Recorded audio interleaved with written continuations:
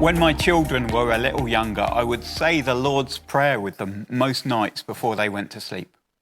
And my son had a particular line that he really loved in it. Give us this day our daily bread. He would swap out the word bread for a particular kind of bread. And so it became, give us this day our daily wrap, or give us this day our daily tiger bread. Actually, this is also one of my favourite lines in the Lord's Prayer. And as I explain why, perhaps it will become one of your favourites too. As we've looked through the Lord's Prayer, that wonderful prayer that Jesus taught his disciples, we have not been thinking so much about tips for prayer, but about the God we are praying to. Practical help in prayer can be really great though, and so in the final video of this series, we will offer you the chance to get hold of this book for free if you're in the UK. But as we have looked at the Lord's Prayer, we have seen that the God we want to pray to is in heaven, holy and ruling over all things.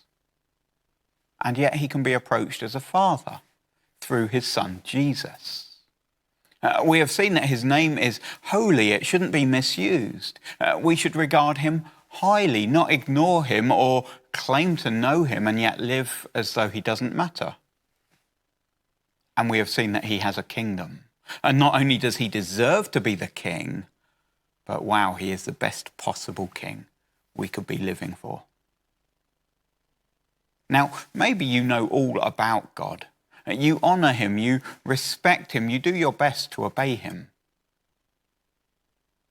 But does he care about you? Perhaps you're not sure. And that is the beauty of this line. Give us this day our daily bread. You see, God is so powerful that he rules over everything. The observable universe is approximately 93 billion light years across. The universe is thought to contain 200 billion trillion stars, many of which are far larger than our sun. The Milky Way galaxy alone contains at least 100 billion planets.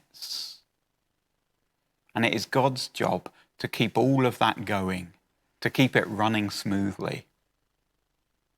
It would be easy to imagine God as being like the CEO of a huge company. He is great, he is powerful, he is worthy of respect. We need to do what he tells us. But there's no chance he'll even know our names as his employees, let alone care about us as individuals. Does this mighty, powerful God care about us and our needs? Yes. Let me give you two ways that you can be sure that the God you want to pray to really does care about you. First of all, Jesus tells us, ask God to give you what you need. He says, pray to God, asking him to give you your daily bread. And he wouldn't do that. He wouldn't have said that if God didn't care about us and about our needs, even our daily, ordinary needs, right down to the food that we eat.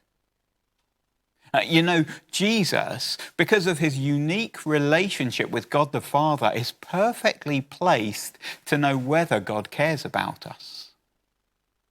And this line in the prayer that he taught shows us that God really does care for us, even in those things. But there's a second way that can convince us, I think, even more that God cares about us. And it is this.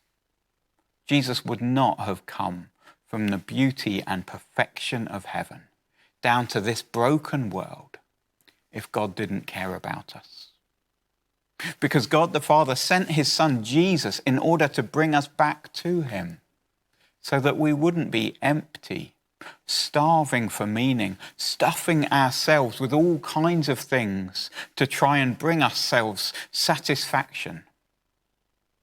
But instead so that we could be full of Jesus, the one who described himself by saying, I am the bread of life.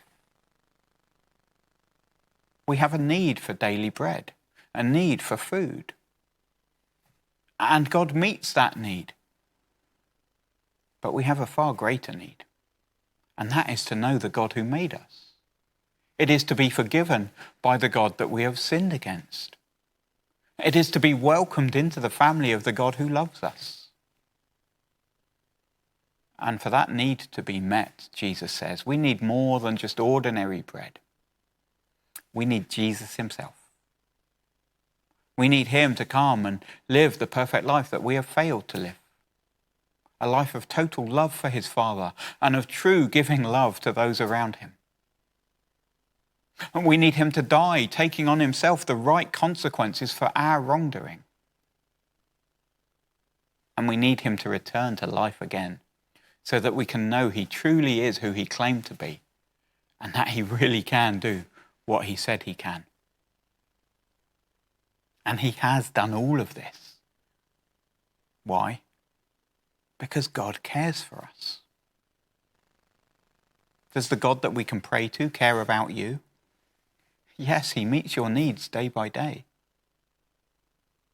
And even more than that, he sent his own Son to live and die and rise again, so that by entrusting yourself to him, your greatest need would be met. Doesn't that make you want to speak to this God who cares for you? Doesn't it make you want to trust him?